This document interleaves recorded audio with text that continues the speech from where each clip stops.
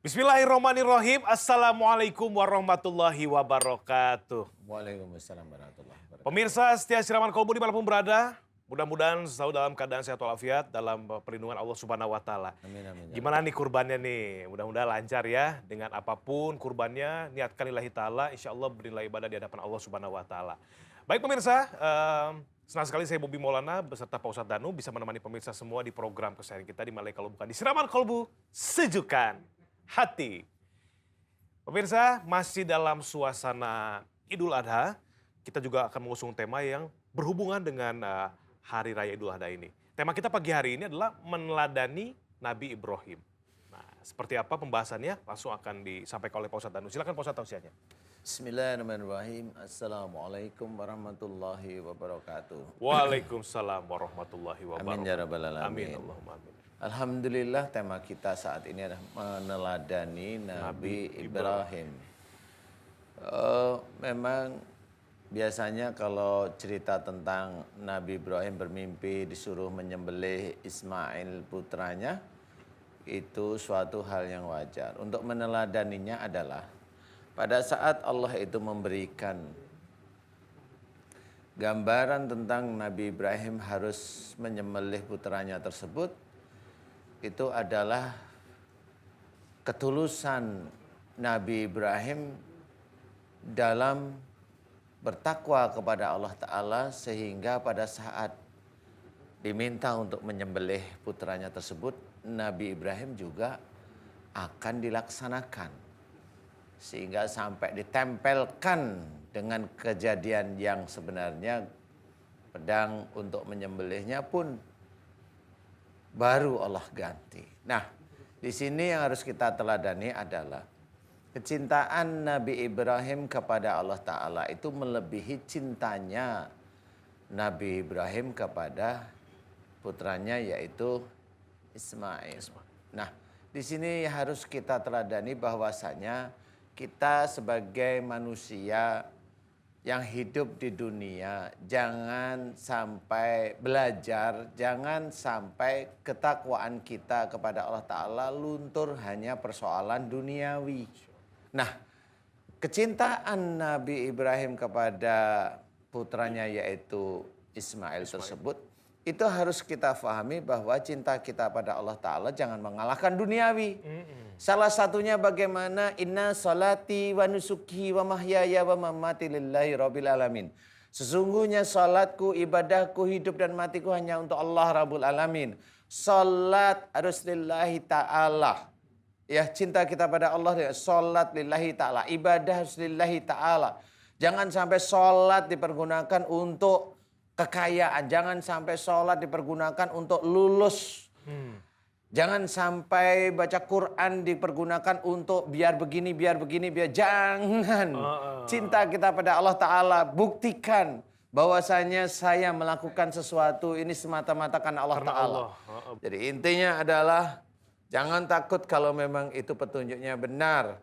Jangan takut kalau memang itu dalilnya benar. Makanya membaca Quran, sholat, hidup kita pun harus lillahi ta'ala. Masya Allah. Jadi berkata-kata, bagaimana berkata-kata lillahi ta'ala, jangan nyakitin saudara kita. Bagaimana berpikir lillahi ta'ala, karena ingat kita disuruh untuk tidak suuzon, jangan berpikiran negatif. Semuanya, bagaimana kita itu mengajarkan istri dan anak-anak kita agar tidak termasuk ke dalam jurang api neraka. Ya, kita harus belajar agama dengan baik, menjalankan kemudian nasihat kepada istri, pada anak-anak kita, pada saudara kita. Ya. Disitulah lillahi ta'ala, disitulah kecintaan kita pada Allah Ta'ala, ujian di titik-titik tersebut. Banyak titik-titik. Tinggal kita memilih.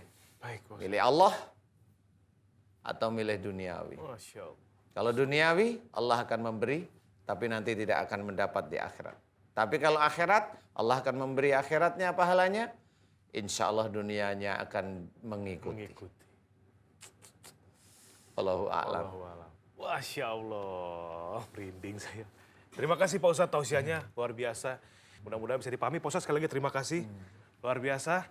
Pemirsa, setelah yang satu ini, kita akan kehadiran Ustadz tamu yang akan bertausiah lagi seputar tema kita pagi hari ini. Setelah itu akan ada narasumber yang pertama, ini seorang wanita.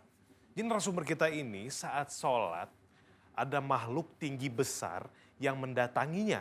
Dan makhluk tersebut meminta narasumber untuk menjadi tumbal. Alhamdulillah. Wah, Allah. Alamin, ya Allah.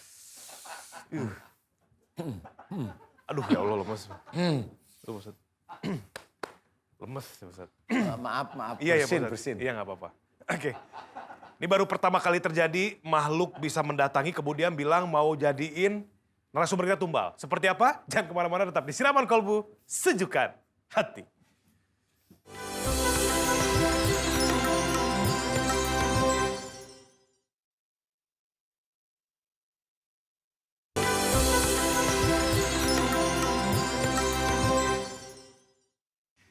Ya pemirsa, kita kembali lagi di Siraman Kolbu, Sejukan Hati.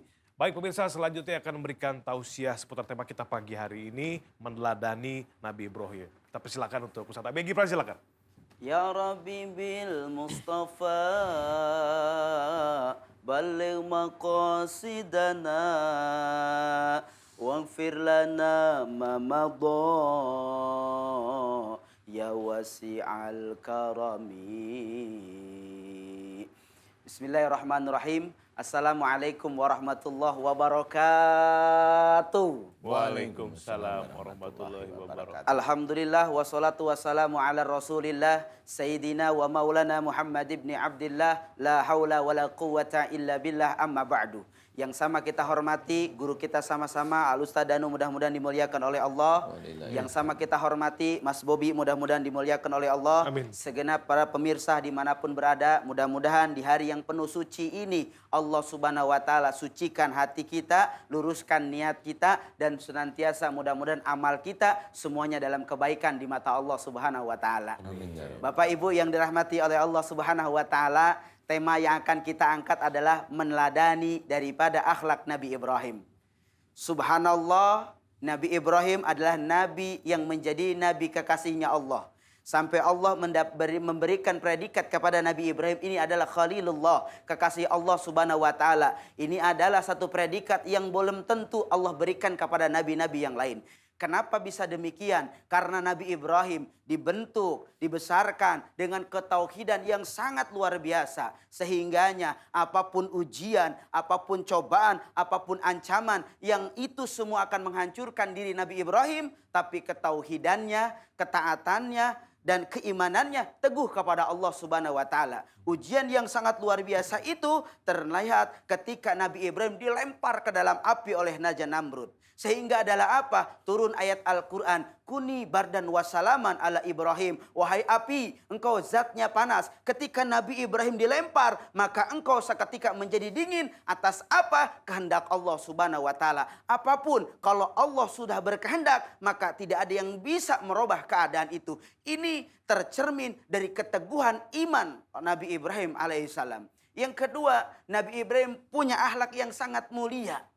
Punya akhlak yang begitu luar biasa. Sehingganya diuji oleh Allah dengan ujian yang tidak pernah dipikirkan. Apa ujian itu? Diperintahkannya oleh Allah untuk menyembelih Ismail.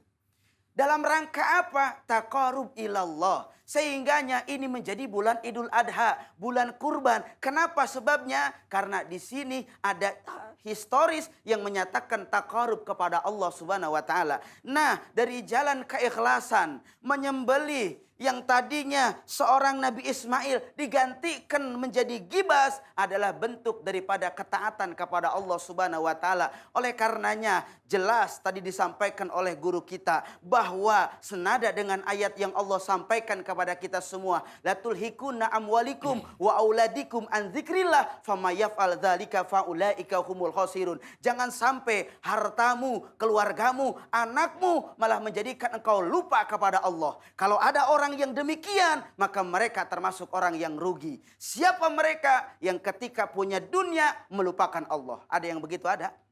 Ada nggak Mas Bobi? Nggak ada kayaknya di sini Pak Ustadz. Mana orangnya di sini? Ini nggak ada kayaknya. Jangan sampai karena anak melupakan Allah. Jangan sampai karena istri melupakan Allah. Jangan sampai karena hanya pasangan lalu dia meninggalkan ketaatan kepada Allah dan orang tuanya.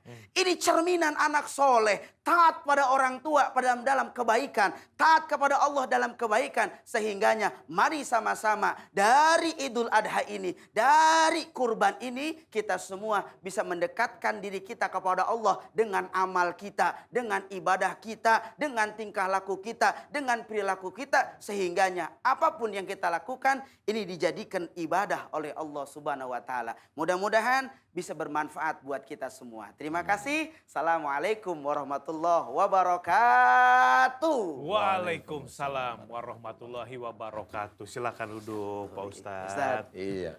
Alhamdulillah di tema kita pagi hari ini, kemudian dengan suasana juga dari kemarin sampai dengan hari ini, masih suasana Idul Adha di hari ini, mudah-mudahan nih tausiahnya membuat kita lebih paham lagi ya tentang arti Idul Kurban itu sendiri.